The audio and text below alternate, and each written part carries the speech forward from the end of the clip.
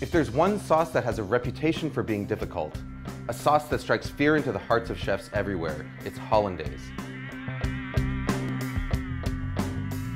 Now Hollandaise, just like mayonnaise, is a fat and water emulsion.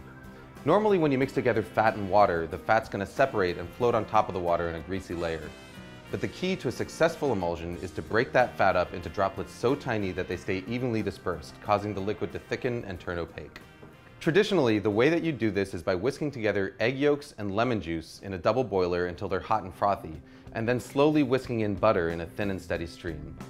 As you whisk, the butter breaks into minute droplets, while the egg yolk acts as an emulsifier, helping to keep those droplets evenly dispersed and thickening the sauce. What you get is a creamy, smooth sauce with a rich texture and mild flavor that's perfect for vegetables, fish, and eggs. But there's a lot of ways it can go wrong. If you don't whisk fast enough, or if you add your butter too fast, the sauce will end up greasy and broken.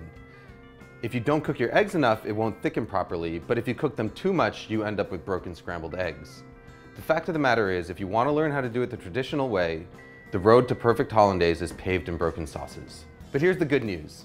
There's an alternative method that is completely foolproof, produces a Hollandaise that's every bit as good as the traditional version, and takes about a minute start to finish. All you need is a small pot, a glass measuring cup, and a hand blender with a cup that barely fits its head. We start by combining an egg yolk, a teaspoon of water, a teaspoon of lemon juice, and a pinch of salt in the bottom of a blender cup.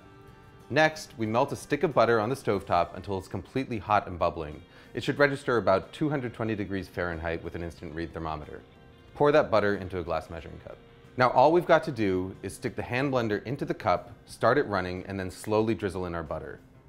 As the hot butter hits the eggs, they start to cook. By the time you've added all of your butter, about 30 seconds later, the eggs are fully cooked and you've got a smooth, creamy, hot Hollandaise sauce that is completely indistinguishable from one made using the traditional whisking method. Hollandaise is at its best right when you make it, but if you want to store it, your best bet is to keep it in a small, lidded pot in a warm spot somewhere near your stove. Just make sure that you use it within a couple of hours. Food Lab signing out.